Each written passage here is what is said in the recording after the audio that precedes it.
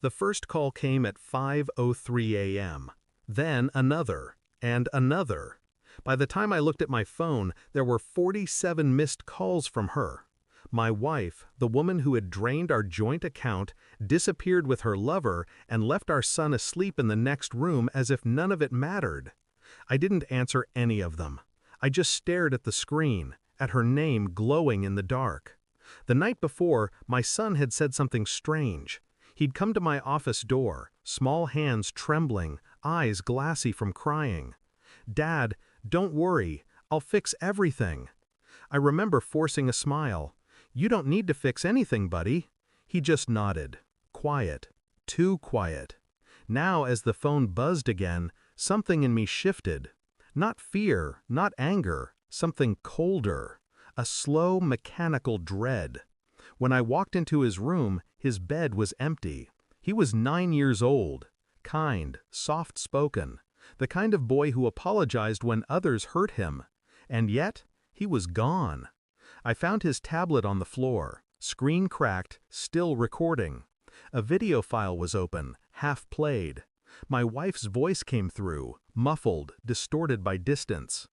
"We're leaving tonight. He'll understand eventually. Just grab your things." Then silence. The rest of the clip was blank, static. I watched it twice, 3 times. My hands didn't shake, they just went numb. There was no note, no message, no sign of struggle. But the 47 missed calls, that was no accident. Something had gone wrong, and she was scared.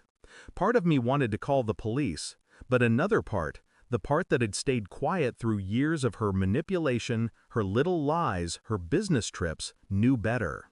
The police could find her, but I wanted to understand why she was calling me. So I waited, and I started digging.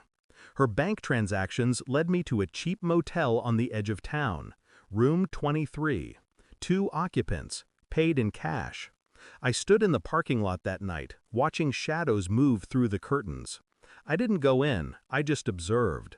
Her lover was there. I'd seen his face once before. A coworker she swore was just a friend. The type that calls you man while sleeping with your wife. Through the thin window, I saw her pacing. He was shouting, slamming drawers. Something was wrong. Then I saw it. A third figure, small, hiding behind the curtain. My son. He looked terrified. I recorded everything. Date, time, details. I stayed long enough to see the man shove her. She fell, clutching her phone, screaming something I couldn't hear. When I left, I didn't go to the police. I went home, sat at my desk, opened the recording, watched it again until morning. She had taken everything from me, my trust, my money, my peace. But now she was unraveling, and I didn't have to lift a finger. The next afternoon, I received an email. No subject line, just a single video attachment. It was my son. He was sitting in a dark room, whispering, "Dad, Mom's crying. She said she made a mistake. I locked the door like you taught me. I'm sorry if I did something bad." I paused the video. My chest tightened. He wasn't confessing, he was protecting me. Something had happened in that room after I left. I opened the news 2 hours later. Local headlines. Domestic dispute at Lakeside Motel. 1 injured, 1 missing. My wife was alive. Her lover wasn't. The report said she claimed it was self-defense, but the police were still investigating inconsistencies. That's when I finally called her back. She answered on the first ring. Her voice was cracked, desperate. "Where's our son?" I didn't respond. I let the silence stretch until she broke. "Please, tell me you have him.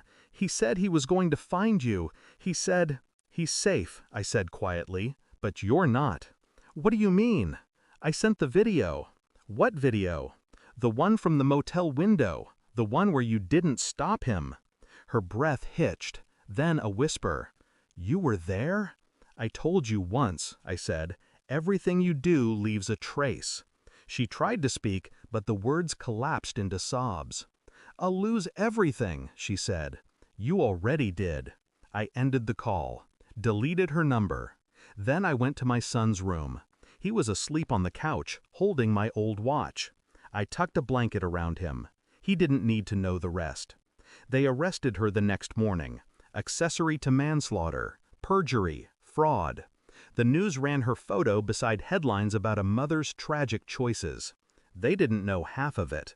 I didn't go to the trial. I didn't need to. I'd already watched her break, one call at a time. 47 missed calls.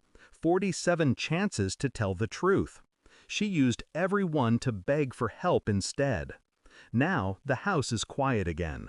My son laughs sometimes, though it still sounds careful, like he's testing if it's allowed.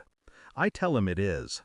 At night, when I check my phone, I sometimes see her name in the call log, but there are no new calls, just the same old 47, and I keep them there, a reminder that some lessons cost everything to learn. Thanks for watching. Don't forget to like, share, and comment. Subscribe now to Cheating Stories Insight World for more amazing stories.